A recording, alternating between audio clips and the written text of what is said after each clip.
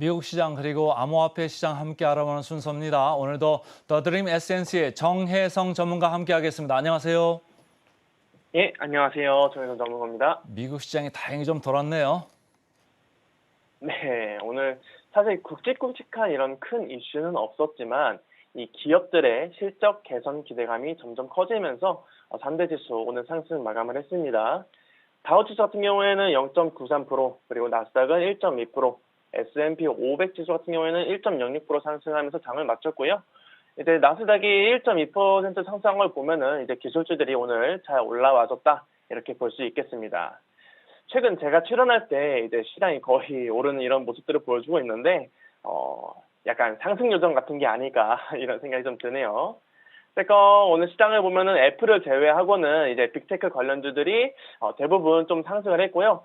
뭐 업종별로도 크게 빠지는 업종 없이 이제 전체적으로 좋은 흐름 보여줬습니다.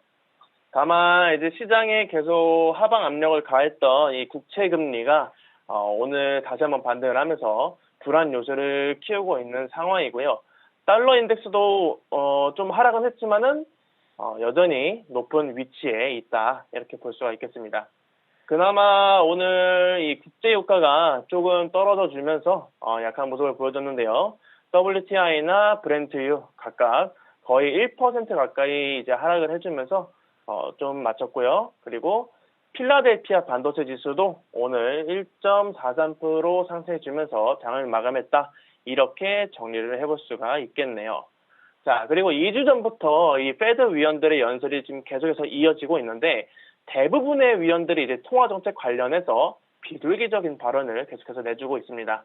오늘만 해도 이 필라델피아의 하커 총재가 최근 인플레이션이 하락하는 추세랑 국채 금리 급등세를 좀 언급을 하면서 이 금리를 현재 수준에서 유지할 저점에 있다.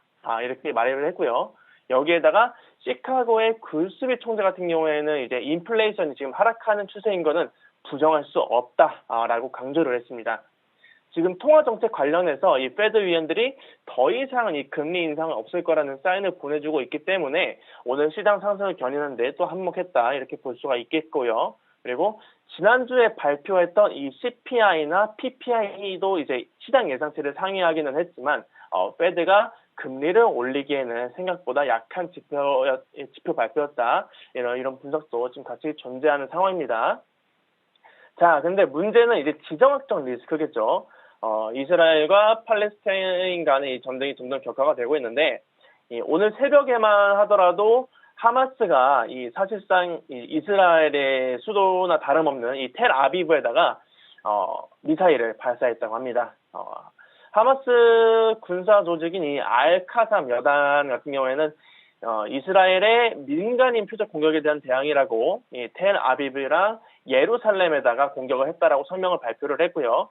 미국 옐런 재무장관도 지금 우크라이나랑 이스라엘 전쟁 모두 이제 군사적으로 지원할 여유가 있다고 지금 서로 이제 심기를 계속해서 건드리고 있는 상황입니다. 그나마 오늘 이제 바이든 대통령이 중재를 하기 위해서 원래 잡혀있던 이 콜로라도 방문 일정을 취소를 하고 그다음에 이스라엘 방문을 추진하고 있다는 소식이 들려오면서 불안감을 조금 잠재운 이런 시장이었습니다. 그리고 지금 보면은 투자자들의 심리도 크게는 아니지만 조금씩 개선이 되고 있습니다. 물론 아직은 지금 공포 단계에 머물러 있는 이 피어인 그레드 지수지만은 2주 전만 해도 이제 극단적 공포 단계에 머무르고 있었는데 지금은 이제 36포인트까지 올라갔고요. 지난주에 이제 30포인트에서도 지금 개선 중에 있어 보입니다. 물론 지금 당장 눈에 띄게 이제 좋아질 거라고는 생각하지는 않아요.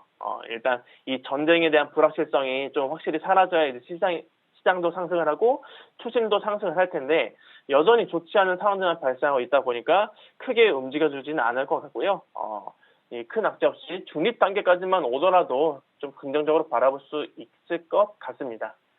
그리고 이제 본격적으로 3분기 어닝 시즌에 진입을 하면서 기업들에 대한 이런 기대감이 점점 커지고 있는데요.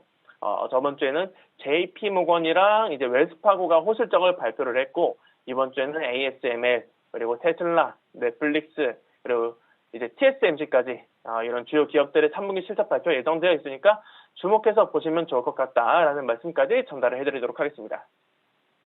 자, 그린 요정 우리 정혜성 전문가가 미국 시장 전해 주셨는데, 자, 국제유가가 그나마 좀 여기에서 좀 안정세를 취하고 있죠. 미국이 좀 개입도 하고 이란이 뭐 우리 개입한 거 없다 이렇게 얘기를 하면서 아무래도 그쪽에 조금 안정 국면을 기대하는 그 투자자가 좀 많은 것 같고, 아무래도 미국 기업 실적이 잘 나올 가능성이 높기 때문에 항상 기업 실적 시즌에는 생각보다 좀 실적들이 잘 나왔거든요. 역사적으로 볼 때 말이죠. 그래서 미국 시장이 그나마 좀 안정세를 되찾았다 이렇게 읽으시면 되겠습니다. 자, 특징주로 좀 넘어가 볼까요? 오늘 특징주는 뭐가 있을까요?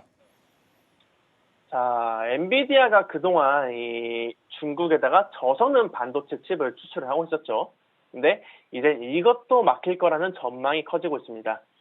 저번에 이제 미국 행정부에서 AI 반도체에 대한 대중 수출 제한 조치를 강화할 거라고 예고를 해놓은 상황이었는데, 여기에 이 엔비디아의 중국 수출용 AI 칩, 저성능 AI 칩 H800이 포함될 거라고 합니다. 지금 업계에서는 아직 어떤 칩이 수출 제한의 목록에 포함될지는 모른다고는 하거든요. 근데 지금 가장 가능성이 높은 게 이 H800이라고 하고요.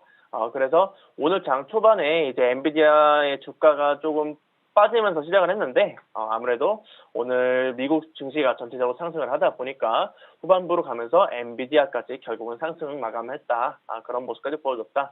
라고 볼 수가 있겠고요. 그리고 애플만 오늘 조금 밀렸어요. 아까도 말씀을 드렸지만 약보한 마감을 했는데, 아이폰이 중국에서 지금 많이 안 팔리고 있다고 합니다.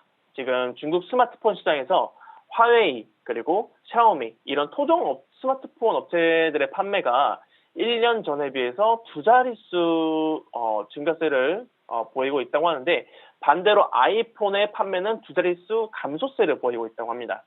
여기에는 이번에 아이폰 15 시리즈가 이제 성능이 좀 기대 이하인 것도 있지만은, 화웨이의 이 메이트 60 시리즈가 자국민들에게 큰 인기를 받고 있기 때문이라고 하고요. 그래서 지금 모건 스탠리에서도 이 애플에 대한 이 부정적인 전망을 내놨습니다. 모건 스탠리 같은 경우에는 이번에 애플이 4분기에 실적이 저조할 수 있다고 하면서 부정적 전망을 내놨고, 아이폰의 매출 전망치를 8% 이제 하향 조정하고 목표 주가는 215달러에서 210달러로 낮췄습니다. 국내에서도 이제 지난주부터 아이폰 15 시리즈가 판매가 되기 시작했는데, 앞으로 추이는 좀 더 지켜볼 필요가 있겠고요. 그리고 오늘 주인공은 룰루레몬이었습니다.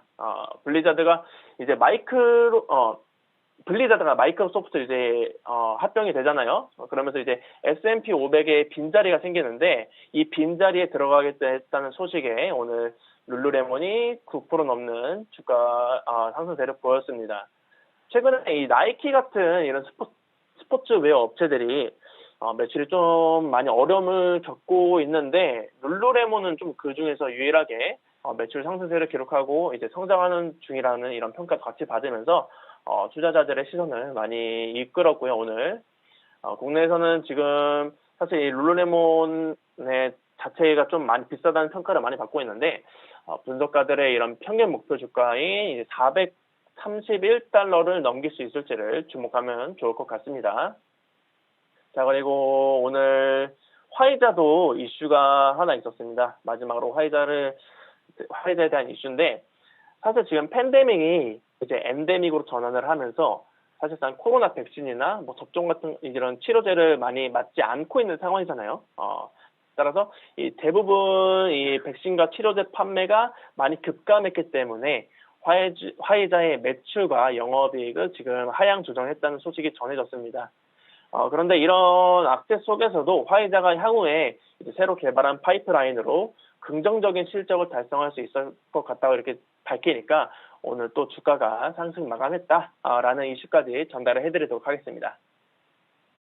오늘 미국 시장이 전반적으로 상승을 하면서 모든 주식들이 뭐 테크도 그렇고 뭐 바이오도 그렇고 제약도 그렇고 일반 국영제도 그렇고 전체적으로 분위기 좋았다 이렇게 말씀을 주셨습니다. 자, 이제 비트코인 쪽으로 가 볼까요? 비트코인 제가 이렇게 급등락을 이렇게 보다가 오늘 깜짝 놀랐습니다. 이게 무슨 일입니까?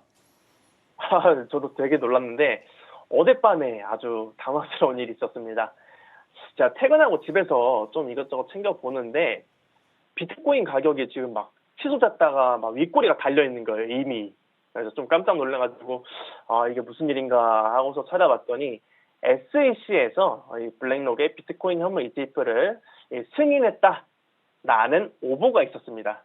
사실 지금 시장에서 좀 제일 기대하고 있는 호재가 이 비트코인 현물 ETF 승인이다 보니까 진짜 간만에 역대급으로 이제 시장이 좀 반응을 하지 않았나 싶었는데, 어쨌건 이런 이슈 때문에 어제 비트코인 가격이 이제 하나로는 4천만 원을 돌파를 했었고요. 그리고 달러로는 이제 3만 달러, 3만 달러 근처까지 다녀왔다가 지금은 상승폭을 조금 줄인 상황이다라고 보시면 되겠고, 이런 오보를 남겼던 코인텔레그래프에서는 지금 잘못된 정보를 퍼뜨렸다면서 사과를 한 상황입니다.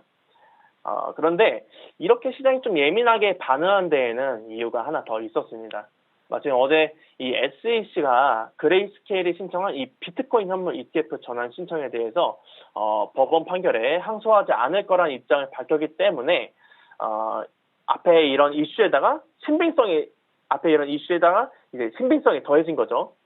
물론 그레이스케일의 현물 ETF 신청이 승인된다, 이 ETF가 승인된다는 보장은 없지만은 SEC가 시간을 더 이상 끌지 않는다는 점, 그리고 다른 비트코인 현물 ETF 신청들도 점점 기대감이 높아진다는 점까지 시장 상승을 이끌었지 않았나, 이렇게 좀 생각을 하고 있습니다.